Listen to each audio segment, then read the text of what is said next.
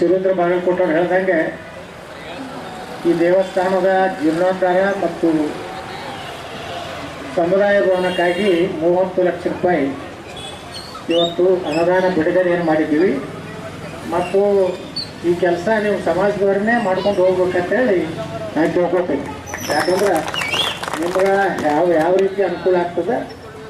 ಇದ್ರೊಳಗೆ ಇನ್ನೊಂದು ಫ್ಲೋರ್ ಮಾಡಿ ಇದನ್ನು ಶಿಖರ ಹೆಸರು ಮಾಡಿಕೊಂಡು ಒಂದು ಸುಂದರವಾದಂಥ ದೇವಸ್ಥಾನ ಈಗೆಲ್ಲನೂ ಲೀಗಲ್ ಮಾಡಿ ಇನ್ನು ಕಾನೂನ್ದಾಗ ಯಾವುದೇ ನೀವು ತೊಡಕಿಲ್ಲಾರ್ದಂಗೆ ನಮ್ಮ ಕಾರ್ಪೊರೇಷನ್ ಉತ್ತಾರಿ ಒಳಗೆ ಸಹಿತ ಯಾರ್ಯಾರು ಬಿಜಾಪುರನಾಗ ಇವತ್ತು ದೇವಸ್ಥಾನಗಳ ಜಾಗ ಏನದಾವಲ್ಲ, ಮೊದಲೇನಾಗ್ತಿತ್ತು ನಗರಸಭೆ ಇರ್ತಿತ್ತು, ಯಾವುದೋ ಒಂದು ಗುಂಟಾಗ್ತಿತ್ತು, ಏನೇನೋ ಆಗಿ ನಮಗೆ ಅನುದಾನ ಕೊಡೋಕ್ಕೆ ಬರ್ತಿರ್ಲಿಲ್ಲ. ಅದಕ್ಕೆ ಒಂದು ವರ್ಷದಾಗ ನಾವೆಲ್ಲ ದೇವಸ್ಥಾನಗಳು ಯಾರ್ಯಾರು ಅನುದಾನ ಬೇಡ್ತಾರಲ್ಲ, ಮೊದಲ ನಮ್ಮ MLA ಕಚೇರಿ ಒಳಗೆ ಅದನ್ನು ಕಾರ್ಪೊರೇಷನ್ನಿಂದ ಅದನ್ನು ಏನು ಉತ್ತಾರಿ ಚೇಂಜ್ ಮಾಡಿ ಇವತ್ತು ನಮ್ಮ ದುರ್ಗಾದೇವಿ ದೇವಸ್ಥಾನ ಐತಿ. ಇನ್ನು ಮ್ಯಾಗ ಉತ್ತಾರದಲ್ಲಿ ತೆಗೆದುಕೊಂಡು ದುರ್ಗಾದೇವಿ ದೇವಸ್ಥಾನ ಅಂತಲೇ ಸಿಗ್ತದೆ.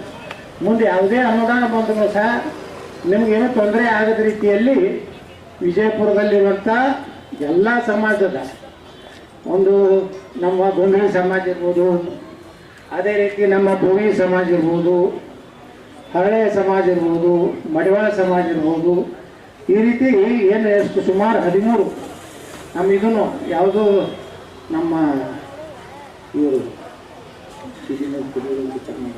ಜೋಗಿ ಸಮಾಜ ಇವೆಲ್ಲ ಏನಾಗಿದ್ದು ಅಂದರೆ ಮೊದಲ ಏನೂ ಅನುದಾನ ಕೊಳ್ಳಕ್ಕೆ ಬರ್ತಿದ್ದಿಲ್ಲ. ಯಾವಾಗ ಬೇಕಾದಾಗ ಮಾಸ್ಟರ್ ಪ್ಲ್ಯಾನು ಅದು ಇದು ಅಂತೇಳಿ ತೆಗೆಯುವಂಥ ಒಂದು ಭಯ ಯಾವಾಗಲಿತ್ತು.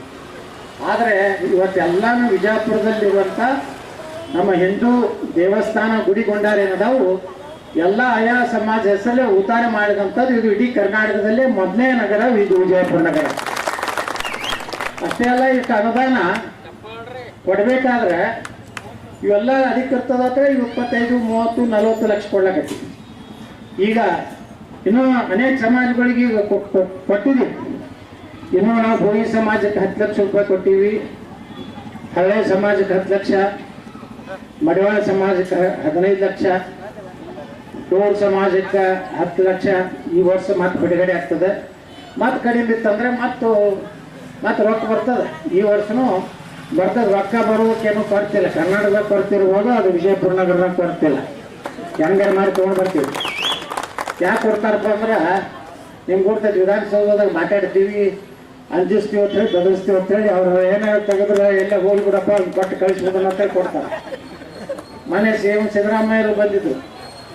ಅನೇಕ ಏನು ವಿಜಾಪುರ ಇದ್ರದ್ದು ಬಂದಾಗ 160 ಕೋಟಿ ರೂಪಾಯಿ ನಮ್ಮ ಸಂತ ಕನಕದಾಸ ಸರ್ಕಲ್ನಿಂದ ಅಲ್ಲಿದಿಂದ ಹಿಂಗೆ ಏರ್ತಂದ್ರೆ ಶಿವಾಜಿ ಸರ್ಕಲ್ ಬಂದು 0 ಆಗ್ತದೆ. 160 ಕೋಟಿ ರೂಪಾಯಿದ್ದು ನಾನು ಕೇಳ್ಕೊಂಡೆ. ಶಾಲೆಯಲ್ಲಿ ನಾನು ಕೊಡ್ತೀನಿ ಎತ್ತಾಡ್ರಿ ಅಂತ ಹೇಳಿದ್ರು. ಮನೆ ವಿಧಾನಸೌಧದಾಗೂ ಮತ್ತೆ ಮಾತಾಡಿದೆ. ಅವಾಗ ಹೇಳಿದ್ರಲ್ಲ, ನಾನು ನೆನಪೈತಿ, ಈಗ ಅದು ಫೈಲ್ ಬಂದದ. ಅಲ್ಲಿಂದ ಇದೊಂದು 32 ಕೋಟಿ ರೂಪಾಯಿ ನಮ್ಮ ಶಿವಾಜಿ ಸರ್ಕಲ್ನಿಂದ ನಮ್ಮ ಏನು ಬಾಬು ಜಗಜೀವನ್ ಸರ್ಕಲ್ ಏನಿದೆ ಅಲ್ಲಿವರೆಗೆ 32 ಕೋಟಿ ರೂಪಾಯಿ ನಮ್ಮ ಎಲ್ಲ ಅಲ್ಲಿ ಮುಂದಿನ ಜಾಗ ಏನು ಕಳ್ಕೊತಾರಲ್ಲ ಮಾಲೀಕರು, ಅವರೆಲ್ಲ ಅಧಿಕೃತ ಅದರ ಮಾಲೀಕರು ಇರೋದ್ರಿಂದ ಅವ್ರಿಗೆ ಪರಿಹಾರ ಕೊಟ್ಟು ಅದನ್ನು ಸಹಿತ ನಾವು ಪೂರ್ತಿ ಪರಿಹಾರ ಸ್ವಲ್ಪ ತಡ ಆಗ್ಬೋದು, ಆದರೆ ಅದನ್ನು ಪರಿಹಾರ ಕೊಟ್ಟೇ ನಾವು ಕೈ ಹಚ್ತೀವಿ. ಆ ರೀತಿಯೇ ಈಗಾಗಲೇ ಫೈಲ್ ಅದು ಮೂಮೆಂಟ್ ಆಗಿದೆ. ಈಗೆಲ್ಲ ಒಂದು 6 ತಿಂಗಳಿದ್ರೆ ಈ ಬರ್ರಿ ಬನ್ನ ನಮ್ಮ ನಗರಾಭಿವೃದ್ಧಿ ಪ್ರಾಧಿಕಾರದ ಅಧ್ಯಕ್ಷರಾದಂಥ ಸಂಭಾವನೆ ಅವರು ಬಂದಾರ. ಅವ್ರಿಗೆ ಭಜಂತ್ರಿ ಸಮಾಜದಿಂದ ಸನ್ಮಾನ ಮಾಡ್ರಿ. ಹಂಗೆ ನಾವು ಭಾಷಣ ಚಾಲು ಇಡ್ತೀವಿ.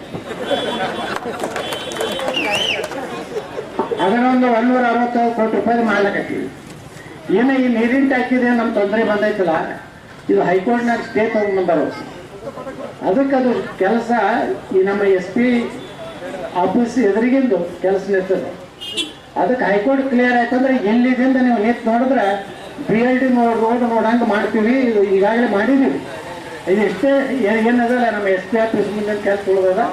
ಅದನ್ನು ಹೈಕೋರ್ಟ್ನಾಗ ಆದಷ್ಟು ಬೇಗನೆ, ಯಾಕಂದ್ರೆ ಅಲ್ಲಿ ಯಾರು ಔರಂಗಜೇಬ್ ಏನೋ ಬಂದು ನಮಾಜ್ ಮಾಡಿ ಅಂತ ಅದಕ್ಕೆ ಅದನ್ನು ನಾವು ಉಳಿಸೋತೇವೆ.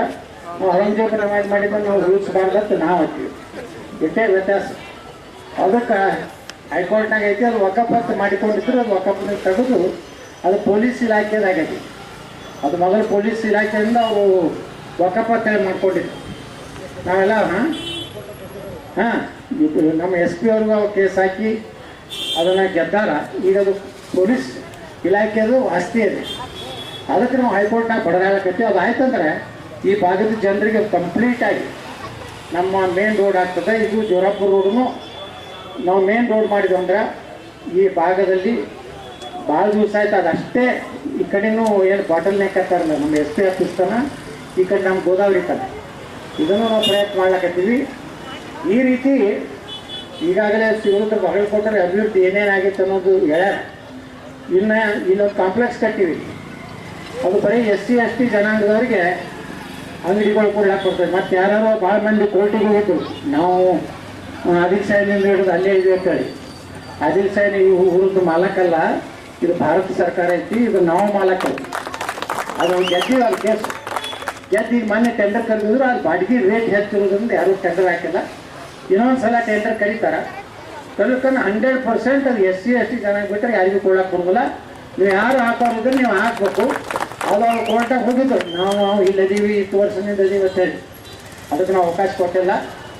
ಅಲ್ಲಿಂದ ಇದು ನಮ್ಮ ದೇವಗಿರಿ ಸ್ಮಶಾನ ಯಾರು ಈಗ ಸುಡುವಂಥ ಸಮಾಜಗಳು ಅದಾವಲ್ಲ, ಕ್ಷತ್ರಿಯ ಸಮಾಜ, ಬ್ರಾಹ್ಮಣ ಸಮಾಜ, ಎಲ್ಲರಿಗೂ 4 ಕೋಟಿ ರೂಪಾಯಿ ಈಗಾಗಲೇ ಆಗಿದೆ. ಇನ್ನು 1 ವಾರದಾಗ ಅದನ್ನು ಪೂಜೆ ಮಾಡಿ ಒಂದು ಹೈಟೆಕ್ ಏನು ಸ್ಮಶಾನ ಭೂಮಿ ಏನು ಎಲ್ಲ ವಿದ್ಯುತ್ ಚಿತಾಗಾರ, ಗಾರ್ಡನ್ನು, ನೀರಿನ ವ್ಯವಸ್ಥೆ, RO ಪ್ಲ್ಯಾಂಟು ಎಲ್ಲ ಒಂದು ವ್ಯವಸ್ಥೆ ಮಾಡ್ತಾ ಇದ್ದೀವಿ ಅಲ್ಲಿ.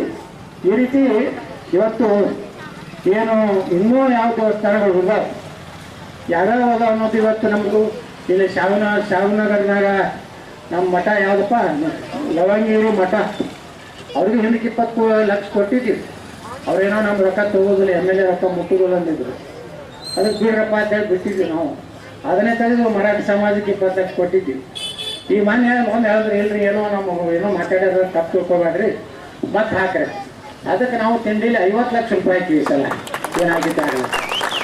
ಯಾಕಂದ್ರೆ ದೊಡ್ಡದಾದ ಒಮ್ಮೆ ದೊಡ್ಡದು ಒಂದು ಹಾಲಾಗಿಬಿಡ್ತಂದ್ರೆ, ಮ್ಯಾಗ ಒಂದು ಹಾಲಾಯ್ತಂದ್ರೆ ನಮ್ಮ ಬಡವರಿಗೆ ಇವತ್ತು ಮೊನ್ನೆ ನೋಡಿ ನಾವು ಇಲ್ಲಿ ಶಿವಶಂಕರಿ ಸಮಾಜದೊಂದು ಸಮುದಾಯವನ್ನು ಉದ್ಘಾಟನೆ ಮಾಡಿದ್ವಿ. ಎಷ್ಟು ಚಂದ ಮಾಡ್ಯಾರ. ಅವ್ರು ಹೇಳಿದೆ ಮತ್ತೆ 25 ಲಕ್ಷ ಕೊಟ್ಟೆ ಮೊನ್ನೆ. ನಾವು ನೋಡಿ ನನಗೆ ಭಾಳ ಖುಷಿ ಆಯಿತು. ಇಷ್ಟು ಚಲೋ ಮಾಡ್ಯಾರ ಅಂದಾಗ ಇನ್ನೊಂದು ಫ್ಲೋರ್ ಕಟ್ಕೋರಪ್ಪ ಮತ್ತೆ 25 ಲಕ್ಷ ಕೊಟ್ಟು. ಅದಕ್ಕೆ ನಮ್ಮ ಲವಂಗಿರಿ ಮಠದ್ದು ಒಂದು ಸಮುದಾಯ ಭವನ ಆಯ್ತಂದ್ರೆ ಈ ಭಾಗದ ಎಲ್ಲ ಬಡವರಿಗೆ ಲಗ್ನಕ್ಕದೆಲ್ಲ ಅನುಕೂಲ ಆಗ್ತದೆ. ಆ ರೀತಿ ಮತ್ತೆ ಈ ಭಾಗದಾಗ ಯಾವ್ಯಾವ ದೇವಸ್ಥಾನಗಳು ಏನೋ ಉಳಿದಿದ್ರೆ ನಮ್ಮ ಮಾಹಿತಿ ಕೊಡ್ರಿ. ಅವು ಕಾಗದ ಸರಿ ಇರಲಿಲ್ಲ ಅಂದರೆ ಮೊದಲು ಕಾಗದ ನಾವು ಸರಿಯಾಗಿ ಅವ್ರ ದೇವಸ್ಥಾನ ಹೆಸರಲ್ಲೇ ನಾವು ಮಾಡ್ಲಿಕ್ಕೆ ಅನುಕೂಲ ಆಗ್ತದೆ. ನಾಳೆ ಮಾಸ್ಟರ್ ಪ್ಲ್ಯಾನ್ ಏನೋ ಬರ್ತಿತ್ತು, ಅವಾಗ ಅದಕ್ಕೂ ಪರಿಹಾರ ಸಿಗ್ತದೆ. ಆ ಪರಿಹಾರ ತೊಗೊಂಡು ಮತ್ತೊಂದು ಗುಡಿ ಸಿಗ್ತದೆ, ಸ್ವಲ್ಪ ಒಳಗೆ ಬಂದರೂ ಅದು ಮಾಡ್ಲಿಕ್ಕೆ ನಿಮ್ಗೆ ಅನುಕೂಲ ಆಗ್ತದೆ ಅಂತ ಹೇಳಿ ಈ ರೀತಿ ಎಲ್ಲ ಒಳ್ಳೆಯ ಕೆಲಸ ಈ ವಿಜಯಪುರ ನಗರದಲ್ಲಿ ನೋಡಿರಿ. ಇಷ್ಟೆಲ್ಲ ಮೂರ್ತಿ ಕೊಟ್ಟವು. ಎಷ್ಟೋ ವರ್ಷದಿಂದ ಬಾಬು ಜಗಜೀವನರಾವ್ ಮೂರ್ತಿ ಕೂಡಿಸ್ಬೇಕಂತ ನಮ್ಮ ಹಳೆಯ ಸಮಾಜದವ್ರು ಎಷ್ಟು ಪ್ರಯತ್ನ ಮಾಡಿದ್ರು, ಆಗಿದ್ದಿಲ್ಲ. ಅದನ್ನು ಕೂಡಿಸಿದ್ವಿ. ಇದಕ್ಕೆ ಸರ್ದಾರ್ ವಲ್ಲಭಭಾಯಿ ಪಟೇಲ್ ಮಾರ್ಗ ಮಾಡಿ ಸರ್ದಾರ್ ವಲ್ಲಭಭಾಯಿ ಪಟೇಲ್ ಮೂರ್ತಿ ಕೂಡಿಸಿದ್ವಿ. ಲಾಲ್ ಬಹದ್ದೂರ್ ಶಾಸ್ತ್ರಿ ಅವರು ಮೂರ್ತಿ ಕೂಡಿಸಿದ್ವಿ. ನಮ್ಮ ಯಾರು ಅಹಿಲ್ಯಾಬಾಯಿ ಹೋಳ್ಕರ್ ಅಲ್ಲಿ ಶಾಪೇಟೆ ಒಳಗೆ ಅಲ್ಲಿ ಯಾವ ಮೂರ್ತಿ ಕೂಡಿಸಿದ್ವಿ. ಸ್ವಾತಂತ್ರ್ಯ ವೀರ ಸಾವರ್ಕರ್ ಮೂರ್ತಿ ಕೂಡಿಸಿದ್ವಿ. ಸ್ವಾಮಿ ವಿವೇಕಾನಂದರ ಮೂರ್ತಿ ಕೂಡಿಸ್ತೀವಿ. ಮತ್ತು ಬಾಬಾ ಸಾಹೇಬ್ ಅಂಬೇಡ್ಕರ್ ಅವ್ರದ್ದು ದೊಡ್ಡ ಮೂರ್ತಿ. ಮತ್ತು ಆ ರೋಡಿಗೆ ಅಂಬೇಡ್ಕರ್ ಮಾರ್ಗ, ಭಾರತ ರತ್ನ ಡಾಕ್ಟರ್ ಬಾಬಾ ಸಾಹೇಬ್ ಅಂಬೇಡ್ಕರ್ ಮಾರ್ಗ ಅಂತೇಳಿ ಅಧಿಕೃತವಾಗಿ ಯಾವ ರೋಡಿಗೂ ಇಲ್ಲಿಗಲೇ ಹೆಸರಿಲ್ಲ.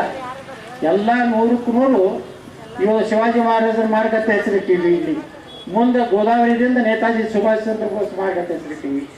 ಅಟಲ್ ಬಿಹಾರಿ ವಾಜಪೇಯಿ ಮಾರ್ಗ ಅಂತ ಇರ್ತೀವಿ. ಈಗ ನೂಲಿ ಚಂದನೊಂದು ನಾವು ಪ್ರೊಸೆಸ್ ಚಾಲೂ ಮಾಡೀವಿ. ಈಗಾಗಲೇ ಇಲ್ಲಿ ಈ ಸರ್ಕಾರ ಕೊಟ್ಟಿದ್ದು ನಾವು ಇನ್ನಾಗಿ ಶಿವರುದ್ರ ಹೇಳ್ಯಾರ. ನಾಳೆ ಈಗ ನಮ್ಮದೇ ಮೇಯರ್ ಅದಾರ, ನಾಳೆ ಅದನ್ನು ಕಳವ ಮಾಡಿ ನೂಲಿ ಚಂದಯ ಸರ್ಕಲ್ ಅಂತೇಳಿ ಇಲ್ಲಿ ಮಾಡಿಕೊಡೋ ಜವಾಬ್ದಾರಿ ನಮ್ಮದು. ಮೂರ್ತಿ ಕೂಡಿಸೋದು, ಮೂರ್ತಿನೂ ಕಂಚಿನ ಮೂರ್ತಿ ಕೂಡಿಸೋದು ನಾವು ಶಿವರುದ್ರವರು, ಗಂಗಾಳವರು ಎಲ್ಲರೂ ಕೂಡಿಸಿ ಯಾರು ಆದೇಶ ಇಡಲಿ ಅವಳಿಗೆ ಬಿಡಲಿ ಅವೆಲ್ಲ ತೆಗೆದು ನಾವು ಹುಲಿ ಚೆನ್ನಾಗಿ ಮಾಡೋರೆ ಈಗ ನಾವು ನಿರ್ಣಯ ಮಾಡೀವಿ. ನೀವು ಮಗ ಎಲ್ಲ ಗೊತ್ತದ ಇವತ್ತು ರಾಜಕಾರಣ ಹೆಂಗದ. ನಾ ಬರೇ ಒಂದು ವಿಜಯಪುರದ MLA ಆಗಿ ಉಳಿದಲ್ಲ, ಇಡೀ ಕರ್ನಾಟಕದ ಮೂಲೆ ಎಲ್ಲಿ ಹೋದ್ರೂ ಜನ 8,000 ಜನ ಸೇರ್ತಾರೆ. ನಾನು ರೊಕ್ಕ ಕೊಟ್ಟಿರೋದಿಲ್ಲ, ಡಾಬಾದಾಗ ಊಟ ಮಾಡಿಸಿರೋದಿಲ್ಲ, ಟ್ರಾಚಿ ಮಾಡಿರೋದಿಲ್ಲ. ಹೀಗಾಗಿ ಮದ್ದೂರ್ಗೆ ಹೋದ್ರೂ ಜನ ಕೊಡ್ತಾರೆ, ಮೈಸೂರಿಗೆ ಹೋದ್ರೂ ಕೊಡ್ತಾರೆ. ಅದಕ್ಕೆ ಸ್ವಲ್ಪ ಬರೋದು ಹೋಗೋದು ಕಡಿಮೆ ಆಗೈತಿ. ಮತ್ತು 28ಕ್ಕೆ ನಾವು ಮುಖ್ಯಮಂತ್ರಿ ಆಗಬೇಕು ಬೇಡ ಕರ್ನಾಟಕದ. ಆದ್ರಿಂದ ಬಿಜಾಪುರ ಸುಧಾರಣೆ ಆಗ್ತತಿ. ಅವಾಗ ನಾ ಬರಲಿಲ್ಲ ಅಂದ್ರು ಮೊನ್ನೆ ಇಲೆಕ್ಷನ್ದಾಗ ಹೊಟ್ಟೆ ಎಲ್ಲಿ ಬಂದಿಲ್ಲ. ಆದ್ರೂ ನನ್ನ ಮ್ಯಾಗ ವಿಶ್ವಾಸ ಇಟ್ಟು ನೀವೆಲ್ಲ ಊಟ ಹಾಕಿರಿ. ನಿಮ್ಮ ಏನು ಋಣ ಐತಿ ನಾನು ತೀರ್ಸ್ತೀನಿ ಅಂತ ಮಾತು ಹೇಳಿ. ಯಾಕಂದ್ರೆ ನಾವು ಈಗ ಅಧಿಕಾರಕ್ಕೆ ಬಂದ್ರೆ ಇವತ್ತು ನೋಡ್ರಿ MLA ನೀವು ಮಾಡಿದ್ರಿ 2018 ಮಾಡಿದ್ರ ಪರಿಣಾಮ ಇವತ್ತು ಬಿಜಾಪುರ ವಾತಾವರಣ ಚೇಂಜ್ ಆಯ್ತಿಲ್ಲ. ಎಷ್ಟು ರೋಡ್ಗಳು ಹೆಂಗಾಗ್ಯಾವ, ಏನು ನೀರಿನ ವ್ಯವಸ್ಥೆ ಅನ್ರಿ, ಲೈಟ್ ಅನ್ರಿ. ಮೊದಲು ಹೆಂಗಿತ್ತು ಬಿಜಾಪುರ 2018 ನೀವು ಓಟ್ ಹಾಕಿದ ಮ್ಯಾಗಿನ ಬಿಜಾಪುರ ಹೆಂಗೈತಿ. ಈಗ ನಿಮ್ದು ಬೀಗರು ಬೀಚರು ಎಲ್ಲರೂ ಬಂದರ ತಗೋ ಊರಿಗೆ. ಇದು ಬಿಜಾಪುರ ಹೌದು. ಮೊನ್ನೆ ರಾಹುಲ್ ಹೇಳಕತ್ತಿದ್ದ, ಯಾರೋ ಮಹಾರಾಷ್ಟ್ರದವರು ನಮ್ಮ BID ಬೋರ್ಡ್ನಾಗ ಹೊರಟಿದ್ರತ್ತ. ರಾತ್ರಿ 12ಕ್ಕೆ ಮಕ್ಕೊಂಡಿದ್ದ ಕಾರ್ ನಟ್ಟ ಮಕ್ಕಳು ಎದ್ದು ಕೂತು ನೋಡಬರ್ತಾ ಇದೆಯಾ ಅಂತ ಲೈಟಾಗಿ ಎಲ್ಲಿ ಕರ್ಕೊಂಡು ಬಂದು ನಮ್ಮ ಬಿಜಾಪುರ ಹೋಗ್ಬೋದು. ಮುಂದೆ ರಾಹುಲ್ ರಾತ್ರಿ ಫೋನ್ ಮಾಡ್ಯಾರಲ್ಪ, ಏನು ಬಿಜಾಪುರ ಇದು ಏನು ಬೇರೆನೇ ಆಗೈತಲ್ಲ ಬಿಜಾಪುರಕ್ಕೆ. ಈಗ 8 ವರ್ಷ ಯಾರು ಹೊರೆಯಲ್ದಾಗ ಗಿರಂದಾಗ ಇರ್ತಾರೆ ಕೆಲವೊಂದು. ಅವ್ರ ಮಂದಿ ಹೋದ್ರಂದ್ರೆ ಬಿಜಾಪುರ ನೋಡಿದ್ರೆ ಒಂದು ವಾತಾವರಣ ಚೇಂಜ್ ಆಗೈತೆ. ಇವತ್ತು ನೋಡಿ ಭೂಮಿ ಬೆಲೆ ಎಷ್ಟಾಗೈತಿ. ಇವತ್ತು ರಿಯಲ್ ಎಸ್ಟೇಟ್ದವರು ಇವತ್ತು ನಮ್ಮ BID ರೋಡ್ 20,000 ಸ್ಕ್ವೇರ್ ಫೀಟ್ ಆಗೈತಿ. ಅಂದ್ರೆ ನಮ್ಮ ರಾಹುಲ್ಗೂ ಭಾಳ ಡಿಮಾಂಡ್ ಆಗೈತೆ. ಒಂದು 15 ಎಕರೆ ನಮ್ಮ ನರೇಂದ್ರ ಮೋದಿ ಅವರ ಕಾರ್ಯಕ್ರಮ ಮಾಡಿ ನಿಂದೇ ಇಲ್ಲ. ನಿಮ್ಮ ಮಾಮ ಅಂದ್ರೆ ನೀನೇ. ಈಗ ಎಲ್ಲರಿಗೂ ಅನುಕೂಲ ಆಗೈತಿ. ಅದಕ್ಕೆ ನಿಮ್ಮೆಲ್ಲರ ಆಶೀರ್ವಾದ ಎಲ್ಲರ ಮ್ಯಾಗಿರಲಿ. ನಮ್ಮ ಮೆಂಬರ್ಗಳು ಭಾಳ ಚಲೋ ಆಚೆ ಬಂದಾರೆ ಈ ಸಲ. ಕಾರ್ಪೊರೇಷನ್ ನೀವು ಎಲ್ಲರೂ ಕೂಡಿ ನಾವು ಚಲೋ ಮಂದಿಗೆ ಟಿಕೆಟ್ ಕೊಟ್ಟಿವಿ. ಇಲ್ಲಿ ಜನನು ಅಷ್ಟೇ ವಿಶ್ವಾಸದಿಂದ ನಮ್ಮನ್ನು BJP ನಂಬಿ ನೀವು ಓಟ್ ಹಾಕಿದ್ದಕ್ಕೆ ಇವತ್ತು ಸೇರೋದ್ರ ಬಾಗಿಲು ಕೊಟ್ಟಿರ್ಬೋದು, ನಮ್ಮ ರಾಹುಲ್ ಜಾಧವ್ ಇರ್ಬೋದು, ನಮ್ಮ ಮೇಯರ್ ಇರ್ಬೋದು, ಎಲ್ಲರೂ 17 ಮಂದಿ ಅದ ನಮ್ಮವರು. 17 ಮಂದಿ ಬಹುಶಃ ನಮ್ಮ ಇತಿಹಾಸನಾಗೇ ಬಿಜಾಪುರ ಇತಿಹಾಸನಾಗ ಇಷ್ಟು ಒಳ್ಳೆ ಕೆಲಸ ಮಾಡುವಂಥ ಕಾರ್ಪೊರೇಟರ್ಗಳು ಎಂದು ಯಾರೂ ಆಗಿಲ್ಲ ಅಂತ ಹೇಳಿ ನಾನು ಭಾಳ ಸಂತೋಷ ಆಗ್ತದೆ. ಯಾಕಂದ್ರೆ ಮೊದಲಿನ ಕಾರ್ಪೊರೇಟರ್ಗಳು ನೋಡಿರಲ್ಲ, ಬರೀ ಏನೋ ಆಟ ಹಿಡಿತೀವಿ ಅನ್ನೋದು, ಕಡ್ಬೇಕಾಗ್ತೀವಿ ಅನ್ನೋದು, ಏನೋ ರಾಮಾಯಣ ಮಾಡ್ತೀವಿ ಅನ್ನೋದು, ಎಲ್ಲ ವ್ಯಾಪಾರಸ್ಥರು ಹಂಚಿ ಸೊಕ್ಕ ತಗೋದು, ಆ ಗಿರಾಕಿಗಳು ಯಾವ ಎಲ್ಲಿಗೆ ಇವೆಲ್ಲ ಮುಂಜಾನೆ ಅಡಿಕೆ ಹಿಡ್ತಿದ್ರಪ್ಪ ನೀವು. ಅವ್ರಿಗೆ ಹೇಳ್ಬಿಟ್ಟಿನಿ, ನೀವೇನೂ ಮಾಡಿಬೇಡ್ರಪ್ಪ. ಮುಂಜಾನೆ 6:30 ವಾಕಿಂಗ್ ನಿಮ್ಮ ವಾರ್ಡ್ನಾಗೆ ಮಾಡಿಬಿಟ್ಟು ಆಗ ಸಮಸ್ಯೆನೂ ಹೋಗ್ತದೆ. ಕೆಲವು ಮಂದಿ ಕೆಲಸನೂ ಏನೋ ಬರೀ ನಮ್ಮ ಮನೆಗೆ ಬಂದ್ರೆ ಒಂದು ಕಪ್ ಚಹಾ ಕುಡಿದ್ರೆ ಸಾಕು, ಹೇಳಿ ನಮ್ಮ ಮೆಂಬರ್ ಬಂದಿದ್ದ ಎಷ್ಟು ಮಂದಿ ಕೆಲಸ ಇರ್ತದೆ. ಅದಕ್ಕೆ ಅವ್ರು ನಮ್ಮ ಎಲ್ಲ ಕಾರ್ಪೊರೇಟರ್ಗಳು ಮುಂಜಾನೆ ಎಲ್ಲ ರೆಡಿ ಆಗ್ತಾರೆ ಇವನೇ. ಅದರಿಂದ ಏನಾಗೈತೆ ಅಂದರೆ ಸುಧಾರಣೆ ಆಗ್ತದೆ. ಏನೋ ಒಂದು ಸಣ್ಣ ಪುಟ್ಟ ಬಡವರು ಯಾರೋ ತೊಂದರೆ ಕೊಡ್ತಿರ್ತಾರೆ ಮನೆ ಕಟ್ಕೊಳ್ಳೋಕ್ಕೆ, ಒಂದೇ ಸಣ್ಣ ಪತ್ರೆ ಹೊಡ್ಕೋಬೇಕಾಗ್ತಿರ್ತಾರೆ. ಯಾವ ಬಡವ್ರಿಗೂ ತೊಂದರೆ ಆಗಬಾರ್ದು ಎಲ್ಲರಿಗೂ. ಯಾಕಂದ್ರೆ MLA ಕಾರ್ಪೊರೇಟರ್ಗಳು ಗಟ್ಟಿದ್ರೆ ಬಡವರಿಗೆ. ಇಲ್ಕಂದ್ರೆ ನಾವೇ ಭಾಳ ಕರಪ್ಟ್ ಆದೀವಿ ಅಂದ್ರೆ ಬಡವರಿಗೆಲ್ಲ ಕರಪ್ಟ್ ಆಗಿ ಇವತ್ತು ನೋಡ್ರಿ ಯಾವನೋ ಇದನ್ನ ಈ ಸತ್ತು ಮಾಡ್ಲಕ್ಕ ಭಯಂಕರ ಕಾಡ್ಲಕ್ಕತ್ತಾರತ್ತವ. ನಾವು ಇವತ್ತು DC ಫೋನ್ ಮಾಡಿ ಹೇಳಿ ಡೀಸೆಲ್ ತಾಬೂರ್ ತೋಡಲ್ಲಿ ಚೇಂಜ್ ಮಾಡಿದ್ರೆ ಯಾರೇ ಬಡವರು ಬಂದು ಈ ಸೊತ್ತಿಗೆ ತೊಂದರೆ ಮಾಡೋದಂದ್ರೆ ಅವ್ರು ಸಸ್ಪೆಂಡ್ ಮಾಡಿಸ್ತೀನಿ ಅಂತ ಇವತ್ತೇ ಹೇಳಿ. ಅದಕ್ಕೆ ಇಲ್ಲಂದ್ರೆ ಏನಾಗ್ತದೆ, ನಮ್ಗೆ ಗುರ್ತಾಗೋದಿಲ್ಲ. ಪಾಪ ನೀವೆಲ್ಲ ಮುನ್ಸಿಪಾಲ್ಟಿಗೆ ಹೋಗ್ತೀರಿ, ಅಲ್ಲಿ ಸರಿಯಾಗಿ ನಿಮ್ಗೆ ಯಾವುದೋ ಸಣ್ಣ ಕೆಲಸಕ್ಕೆ ಹೋಗಿರ್ತೀರಿ, 1 ಲಕ್ಷ 2 ಲಕ್ಷ ರೂಪಾಯಿ ಬೀಳಕತ್ತಂತ ಒಂದೊಂದು ಭಾಳ ಕಂಪ್ಲೇಂಟ್ ಬಂದು ಇವತ್ತು ನಾನು DC ಅವ್ರಿಗೆ ಹೇಳಿ. ಅದಕ್ಕೆ ಹಿಂಗೆ ಏನೇ ನಮ್ಮ ದೂರ ಬಂದು ಅಂದ್ರೆ ನೀವು ಹೇಳ್ರಿ, ಎಲ್ಲಿ ಸುಧಾರಣೆ ಮಾಡಬೇಕು, ಎಲ್ಲಿ ನಮಗೂ ಕಾಣಿಸೋದಿಲ್ಲ, ನಮ್ಮ ಬೆನ್ನ ಹಿಂದೆ ಏನಾಗುತ್ತೆ ನಮ್ಗೆ ಗೊತ್ತಾಗೋದಿಲ್ಲ.